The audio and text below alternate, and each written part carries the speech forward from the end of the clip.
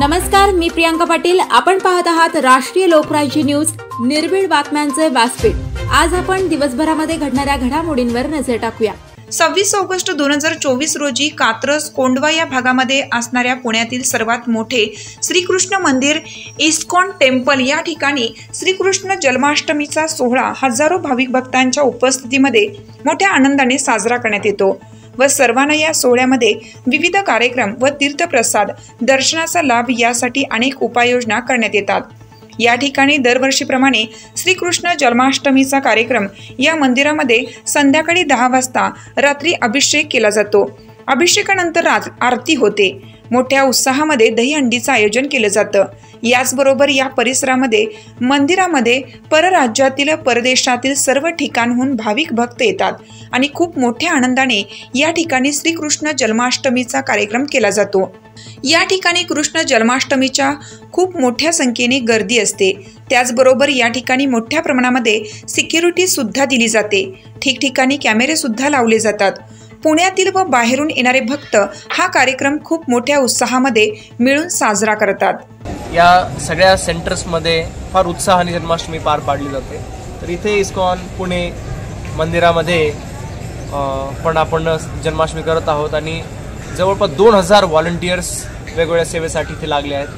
तर 2-3 महिन्या अगोदरच याचं पूर्ण मॅनेजमेंट चालू होतं आणि वेगवेगळ्या डिपार्टमेंटमध्ये सेवा वाटल्या जातात. आपले एक प्रसाद वाटप होतं. आज लाखो लोकांना आज भगवंतांचा प्रसाद वाटला जातो.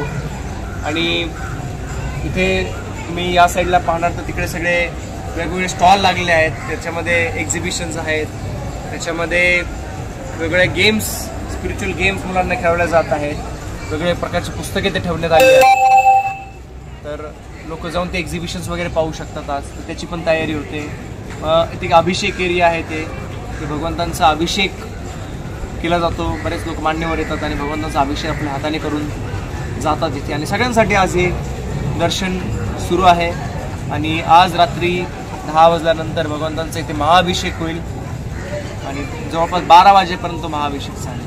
फार सुंदर असा अभिषेक हा मंदिर हॉलमध्ये होतो आणि त्याच्यामध्ये पण हजारो लोक येतात आणि सुंदर नृत्य करतात. तर भगवद्गीतामध्ये म्हणतात, जन्म कर्मच मे दिव्यम यो जानाति तत्वतः त्यक्त्वा देहं पुनर्जन्म नैति मामेति स्वर्जुन, की माझे जन्म आणि माझे कर्म अत्यंत दिव्य आहे.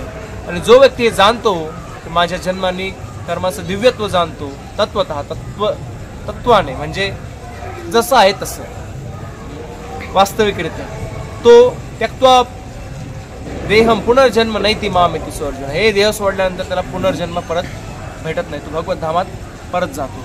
तर जो कोणी जन्माष्टमी करेल आणि भगवंतांचं जन्मकर्माची लीला, जन्माष्टमी करणे म्हणजे फक्त उपवास ठेवणे तर नाही, भगवंतांचं नामस्मरण पण करणे, भगवंतांच्या बद्दल लीला ऐकणे, भगवंतांच्या अर्चविग्रहांची सेवा करणे, अशा प्रकारे जन्माष्टमी साजरी केली जाते. त्याला हा देह सोडल्यानंतर त्याला भगवत धामाची प्राप्ती होईल आणि या संसारात परत त्याला यावं लागणार नाही. हरे कृष्ण. कोंढवा पुणे प्रतिनिधी गणेश म्हेत्रे. ताज्या बातम्यांसाठी आणि अपडेट्ससाठी राष्ट्रीय लोकराज्य न्यूज चॅनलला सबस्क्राईब करा. तसेच लाईक आणि शेअरही करा.